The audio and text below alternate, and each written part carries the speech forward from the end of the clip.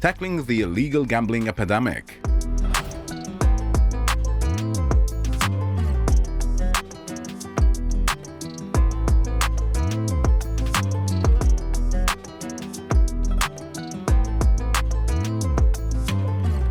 Well, good afternoon, everyone, and thank you, Trudy, for that introduction. And welcome to our panel, Tackling the Illegal Gambling Epidemic. And this topic is very important in the industry, right, sirs? And I know that our audience here right now are very eager to learn more. But before we start, I want to give a few moments to our panel members to introduce themselves and tell us what you guys do. Please. Thanks very much, Jenny. So I'm Kieran O'Keeffe, and I'm Secretary General of EUROMAT, which is the European Gambling and Amusement Federation. We represent the equipment manufacturers and operators of low-stakes gambling machines across Europe, often referred to as the street market in Europe. Hi, I'm Filip Jelavic, representing Croatian Gaming Association, the biggest and the oldest association in Croatia, having more than 25 members right now, both land-based and online, and the proud member of Executive Committee of EUROMAT. Hi, I'm Matt Zarb-Cousin. I'm a co-founder and director of Gamban, which is software that blocks access to gambling websites and apps on devices. And I'm also an advisor to YieldSec, which is a market surveillance platform that advises governments on how to deal with black market operators. All right, so gentlemen, thank you so much for joining this panel. Of course, our first question when we talk about illegal gambling, what is driving the growth of illegal gambling in Europe, including, the targeting of self-excluded players and the rise of skins betting? I want to start with Kieran here. Perhaps you can set the stage on what you're seeing across Europe. Thanks, Jenny. I think what's driving illegal gambling is opportunity, to be honest. So there is a lack of enforcement. There's probably an over-focus on already regulated businesses. I think everybody, no matter what their perspective on gambling is, can agree that gambling should be a regulated product. But if that's the case, we need to understand how to go after illegals, because it's our feeling that, particularly in the online space, that's becoming the bigger side of the market. And that, I've worked in the industry for more than a decade. I would say now this is becoming an issue which is reaching existential levels of threat for the industry. And I think we're looking to regulators to make sure it's very much on their radar and doing their bit to ensure that the illegal market is much less accessible to players. All right, now I want to go to Matt here. I'll come to you on how online platforms are exploiting these gaps in vulnerable audiences.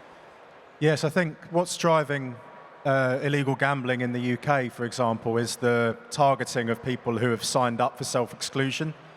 So if you sign up for the multi-operator self-exclusion, very often your data will be sold by search engines to third parties that will then directly market illegal gambling to those individuals who are obviously likely to be addicted, who shouldn't be in the regulated market anyway because they've self-excluded. Similarly, children are targeted. I think skins betting is a phenomenon that regulators are simply not getting to grips with. I think it's a huge ecosystem of casino products that basically are accessible to children, where you can use skins on video games as currency. And as Kieran said, I think regulators have to get to grips with enforcement. And I think it's important that gambling regulators take responsibility for the black market, for enforcing against it, and allocate resources in order to do so, because channelization is not enough. Yeah. We can't compete with the illegal market on tax and regulation because they're not taxed and they're not regulated. We have to have proper enforcement from the regulators, and there has to be the same, I think, resources dedicated to going after counterfeit products as there should be to enforce against illegal gambling. And we can do that. We've seen it in other sectors where we can go after people selling contraband on the internet or selling fake goods. We can enforce against the black market, but it has to be a priority. And in order to get regulators to sit up and take notice of it, we have to draw attention to the size of the black market, and that's what I think YieldSec's been doing in different jurisdictions. This is a very important topic. You know what? Last week I published a story that the Philippine government reported 93% of illegal gambling is down in the country, and operators, iGaming, gaming operators welcome that news. Now let's move to enforcement. Because, you know, strategies like ISP blocking or payment blocking and app store interventions, we all see that. It all sounds powerful on paper, but which ones actually make impact? Which of those, you know, blockings, which enforcement tools have proven most effective? I want to go to Filip here. Can you share what's been working from a regulatory or industry enforcement standpoint? I would like to just point out that it's not ISP blocking or DNS blocking or payment blocking. I think it's and. So you have to have all the measures working all together and to have a great dialogue with the regulator. I'll give you an example of Croatia. Back in 2015, we made illegal gambling the criminal offense. Back in 2019, we introduced the IP and DNS blocking, and last year we introduced the payment blocking. And it's now showing the effects. Only now, after 10 years of co-working with the regulator. There are numerous studies on this topic, public, but to point out is there will always be a player that will circumvent the measures. It's, I think, above 40%, that study says, but we have to be aware that it's not a 100% solution. So it's really, we need to think of ways, not just one way, but really adding up to, you know, security in terms of blocking illegal sites. Now, Matt, I want to ask, you know, from your perspective, are there ways to make these interventions more effective using technology?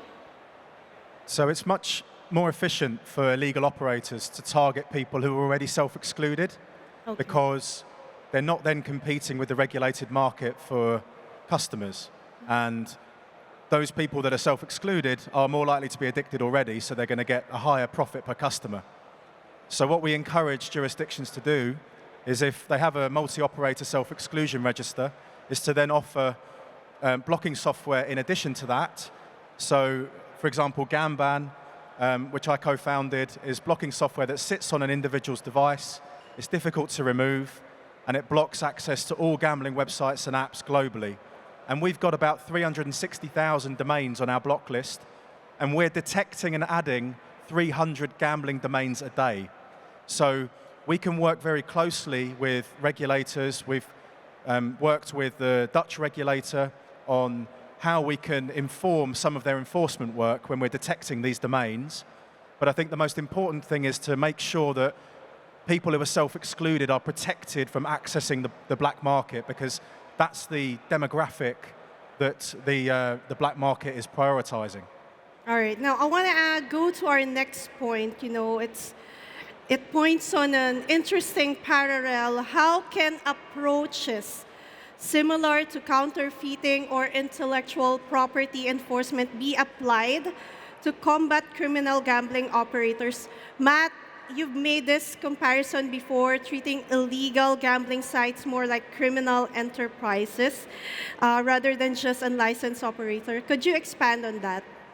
Yeah, I think regulators can do a lot more in terms of enforcement work, in terms of disrupting the operations of illegal gambling. I think there's things that they could do in terms of domain blocking. They could do at sort of ISP level. They could do payment processor interrupting. They could really kind of, I think there's much more they could do in terms of going after the people behind these operations and the jurisdictions that are harboring them. So if there are jurisdictions, for example, that are allowing illegal gambling operators to access a market illegally, for me that should be a criminal issue. That should be a diplomatic issue.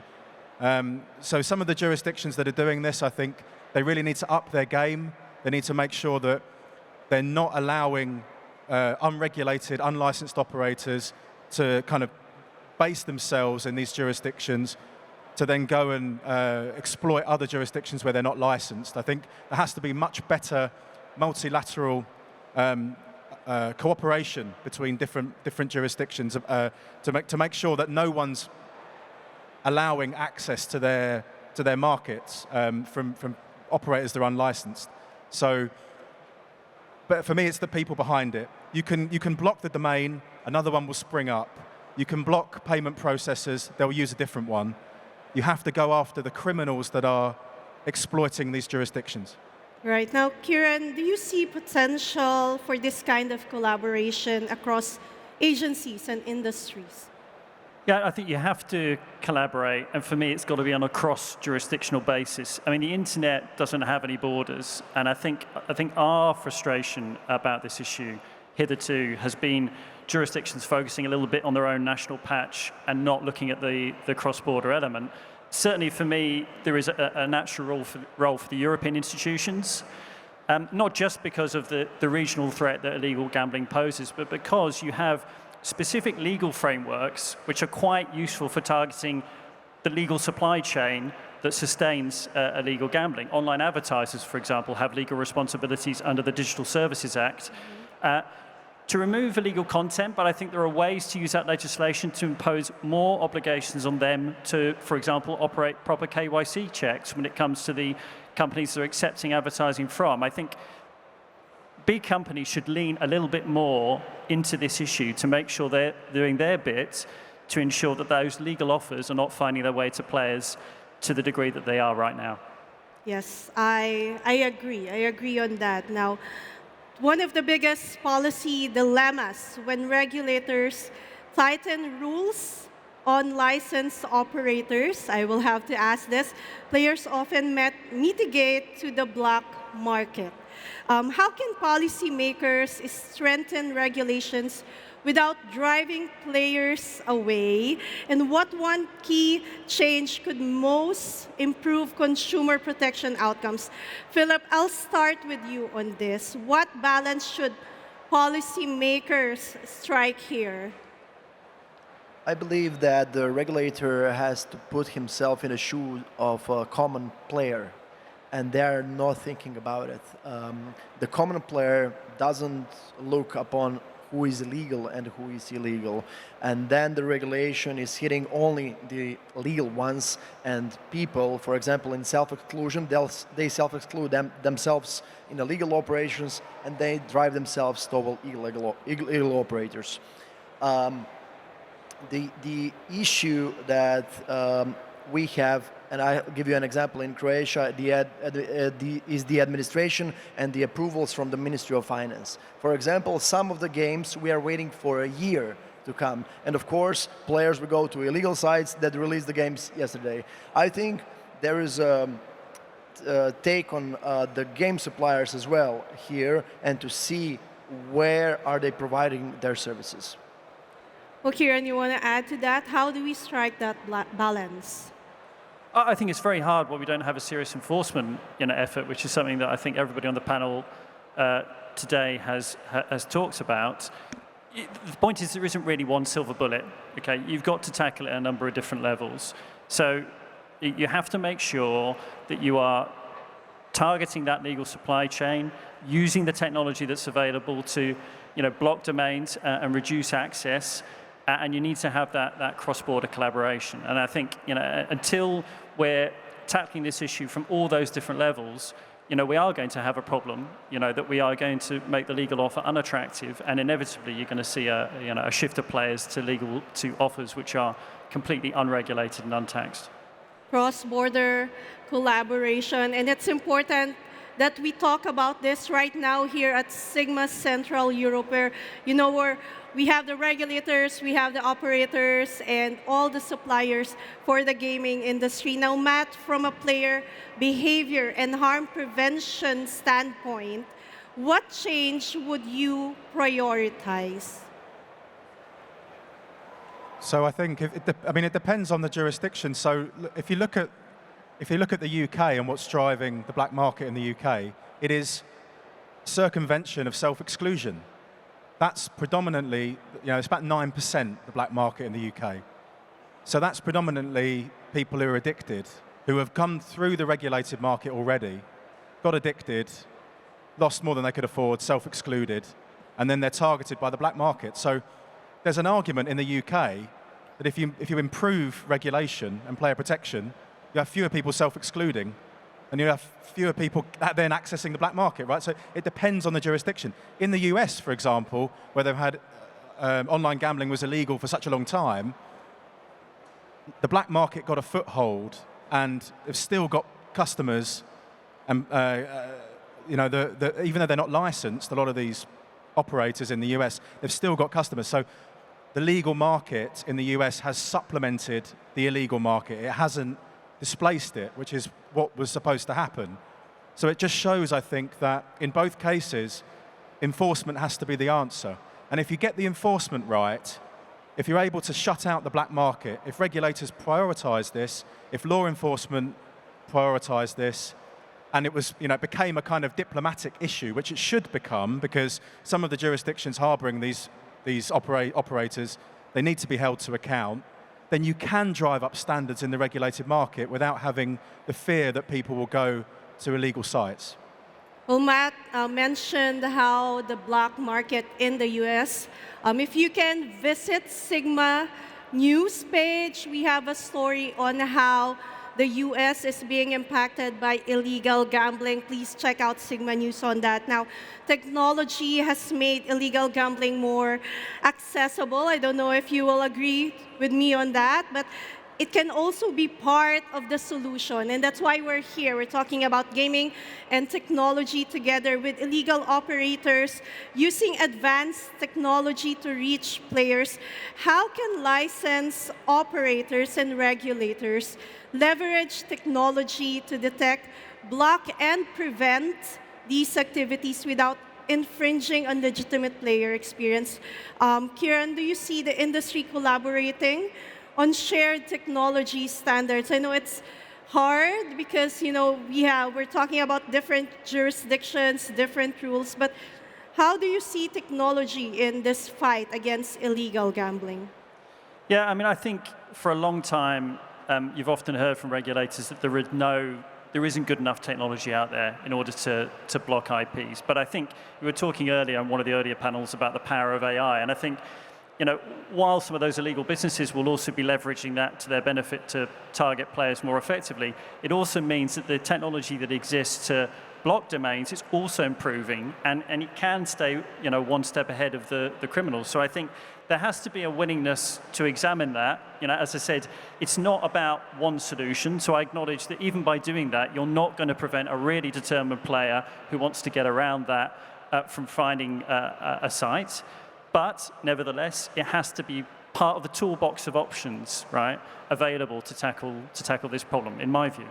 All right. Now, Matt, given Gamban's work in tech-based blocking, how far can these solutions go?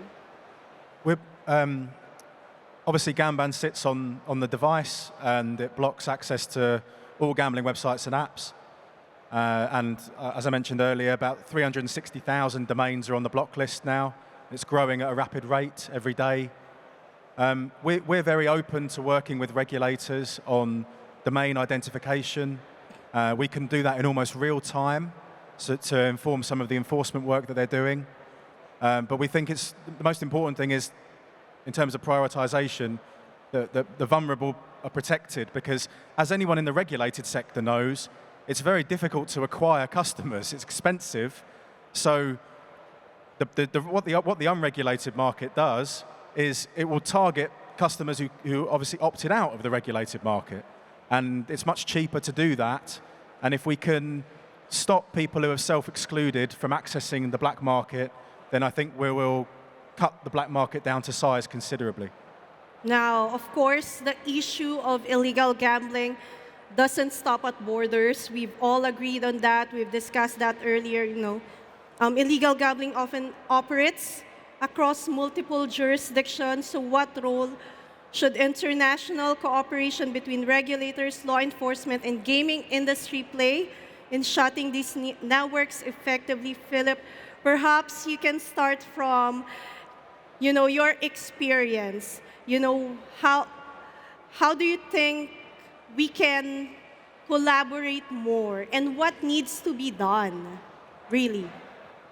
First, I would like to add that we, in Croatia, we divide illegal operators in two categories. Actively illegal, which are willing and coming to Croatia to get Croatian players, and passively illegal, which just don't have the license and are not actively present on the Croatian market and not actively targeting the Croatian player.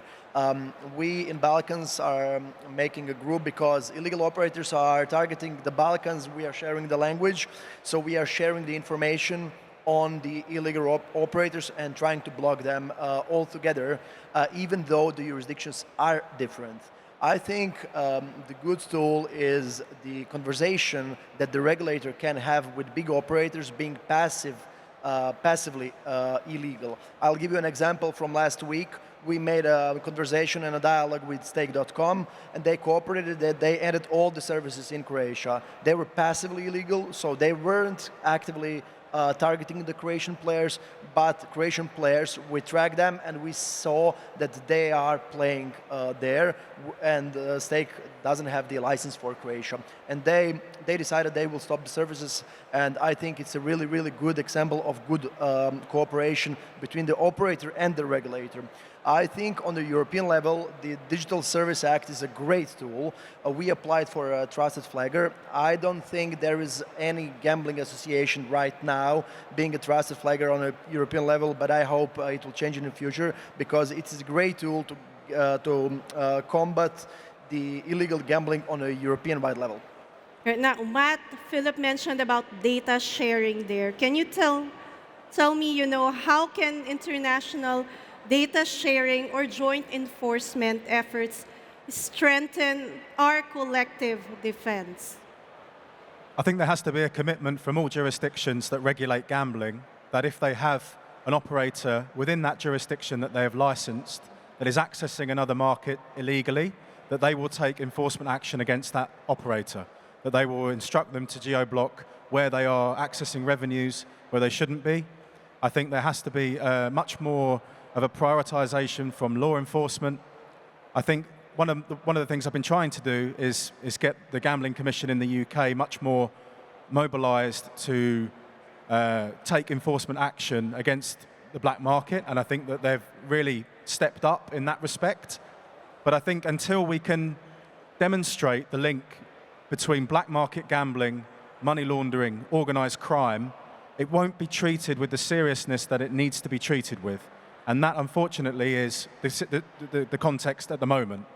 And while the black market prevails, while that is growing in many jurisdictions, the regulated market will rightly say, why are you focusing on us? So until the gambling regulators get to grips with the black market, we cannot drive standards up in the regulated market. But I think that's happening. It just requires much better cross-jurisdictional cooperation. Now, Kieran, perhaps you can, share about the European coordination angle on this.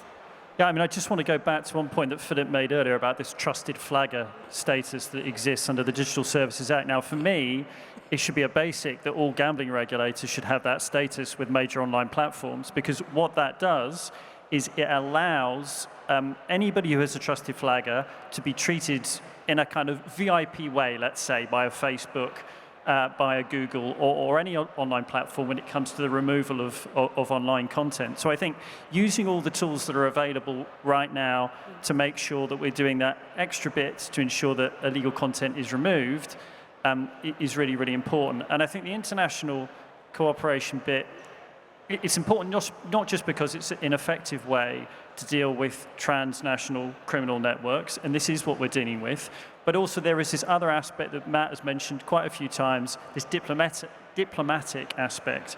It's a fact that there are certain soft jurisdictions which are also helping to facilitate illegal activity. Companies that are licensed in one place, but are also providing the services illegally elsewhere.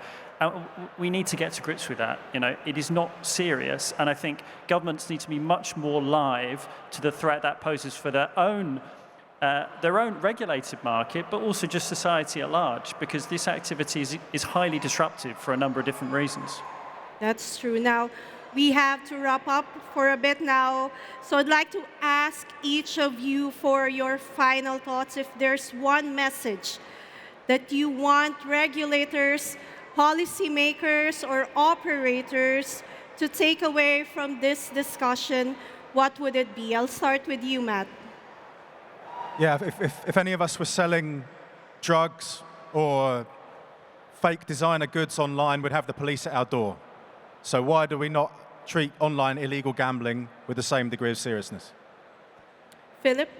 I agree with Matt. The criminal approach is the best one. The regulators shall use the most advanced technologies and cooperate between each other on European level. Of course, Kieran? Yeah, a very similar message, really. It's about stepping up and getting serious. I think there is a toolbox available. It's not being used properly as it is. We need to make sure it's being fully utilized. And I think reducing access will make a massive, massive difference if we can use all those tools to their full extent. Thank you so much, gentlemen, for joining us. And again, everyone, the illegal gambling fight is not just for the for the legal operators or regulators. It's for the industry's sake. So thank you again for sharing your insights, and thank you all for listening to this panel.